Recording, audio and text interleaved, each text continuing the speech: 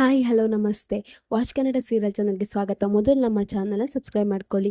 ನಿನಗಾಗಿ ಸಂಚಿಕೆಯಲ್ಲಿ ಏನಾಗುತ್ತೆ ಅಂತ ನೋಡೋಣ. ಸಂಚಿಕೆ ಪ್ರಾರಂಭದಲ್ಲಿ ರಚನಾ ಹೇಳ್ತಾಳೆ, "ಏನು ಹೇಳ್ತಿದ್ದೀರಮ್ಮ ನೀವು? ಅಲ್ಲ, ಕೃಷ್ಣಂಗೆ ನನ್ನನ್ನು ಬಿಟ್ಟು ಇರೋಕ್ಕಾಗಲ್ಲ.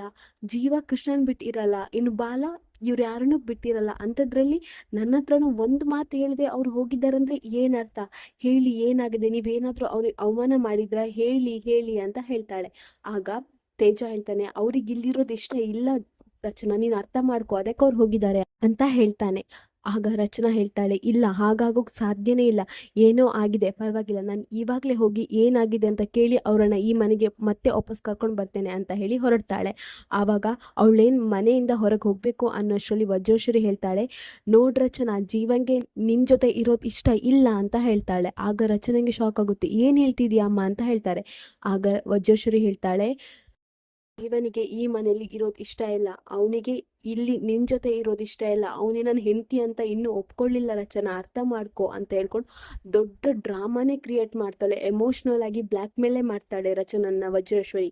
ಇನ್ನು ರಚನಾ ಹೇಳ್ತಾಳೆ, ಅಮ್ಮ ನೀನ್ ಏನ್ ಹೇಳ್ತಿದ್ಯಾ, ನಂಗೆ ಒಂದು ಅರ್ಥ ಆಗ್ತಿಲ್ಲ ಅಂತ ಹೇಳ್ತಾಳೆ. ಆಗ ವಜ್ರೇಶ್ವರಿ ಹೇಳ್ತಾಳೆ, ಬಾ ಇಲ್ಲಿ ಅಂತ ಹೇಳಿ ಅವ್ರ ಫೋಟೋನ ತೋರಿಸ್ತಾಳೆ. ಆ ಫೋಟೋದಲ್ಲಿ ವಜ್ರೇಶ್ವರಿ ಮತ್ತೆ ರಚನಾ ಇರ್ತಾಳೆ. ಆಗ ವಜ್ರೇಶ್ವರಿ ಹೇಳ್ತಾಳೆ, ನೋಡು, ಆ ಫೋಟೋಲಿ ನಾವೆಷ್ಟು ಸ್ಮೈಲ್ ಮಾಡ್ತಾ ಇದ್ದೇವೆ, ಎಷ್ಟು ಖುಷಿಯಾಗಿದ್ದೇವೆ ನೋಡು. ಆದ್ರೆ ಈಗ ನಮ್ಮಲ್ಲಿ ಆ ಖುಷಿ ಇದೆಯಾ?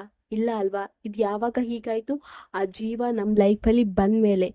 ನೀನು ಮದುವೆ ಆಗಿದ್ದು ನಂಗೇನು ಪ್ರಾಬ್ಲಮ್ ಇಲ್ಲ ರಚನಾ, ಆದರೆ ಅವನು ಯೋಗ್ಯತೆ ಇಲ್ಲದವನು ನಿನ್ನ ಮದುವೆ ಆಗಿದ್ದು ತಪ್ಪು. ಇವಾಗ ನೋಡು, ಅವನಿಗೆ ಈ ಮನೇಲಿ ಇರೋದು ಇಷ್ಟನೇ ಇಲ್ಲ, ನಿನ್ನ ಜೊತೆ ಇರೋದು ಇಷ್ಟನೇ ಇಲ್ಲ, ಹಾಗಾಗಿ ಅವ್ನು ಇಲ್ಲಿಂದ ಹೋಗಿದ್ದಾನೆ ಅಂತ ಹೇಳ್ಕೊಂಡು ದೊಡ್ಡ ಡ್ರಾಮಾನೇ ಕ್ರಿಯೇಟ್ ಮಾಡ್ತಾಳೆ ವಜ್ರೇಶ್ವರಿ. ಇನ್ನು ವಜ್ರೇಶ್ವರಿ ರಚನನ ಕಾಲಿಗೆ ಬೀಳ್ತಾಳೆ. ಬಿದ್ದು, ಪ್ಲೀಸ್ ರಚನಾ ಹೋಗಬೇಡ, ಅವನನ್ನು ಹುಡ್ಕೊಂಡು ಹೋಗಬೇಡ ಅಂತ ಹೇಳ್ತಾಳೆ. ಆಗ ರಚನಾ, ಅಯ್ಯೋ ಅಮ್ಮ, ಏನು ಮಾಡ್ತಿದ್ಯಾ, ಹೇಳಮ್ಮ ಹೇಳಮ್ಮ, ಯಾಕೆ ಈ ರೀತಿ ಎಲ್ಲ ಮಾಡ್ತಿದ್ಯಾ ಅಂತ ಹೇಳ್ತಾಳೆ.